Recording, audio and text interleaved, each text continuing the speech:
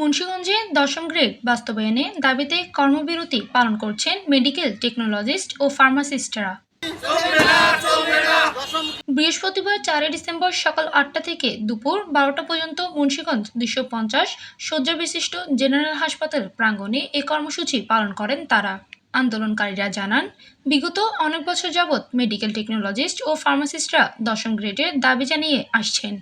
বিগত দিনে কোনো সরকারই তাদের দাবি বাস্তবায়ন করেননি, এজন্য তারা কর্মবিরতি শুরু করছেন। আমাদের দাবি বাস্তবায়ন না হওয়া আগ পর্যন্ত কেন্দ্রীয় নির্দেশনা অনুযায়ী আগামীতে লাগাতার কর্মসূচি ও কমপ্লিট শাটডাউন কর্মসূচি পালনের হুঁশিয়ারি দেন তারা।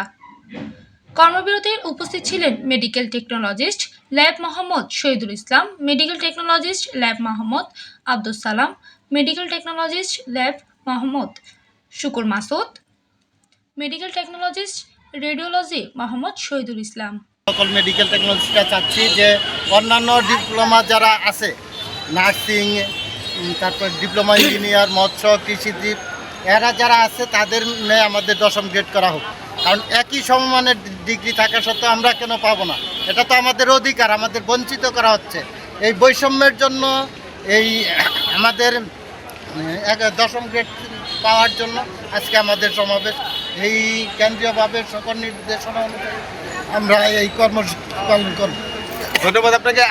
অনেক দিনের এই কর্মসূচির অংশ আসলে আমাদের আজকে পূর্ণ দিবস কর্মদিবস ছিল, কর্মসূচি ছিল, কিন্তু এইটাকে আমাদের রোগীদের ভোগান্তির কথা চিন্তা করে অর্ধ দিবস করা হয়েছে। এবং আমাদের পরবর্তীতে আজ আমাদের 10ম গ্রেডের বাস্তবায়ন না হলে আমাদের কেন্দ্র থেকে আবার আজ নতুন করে আবার।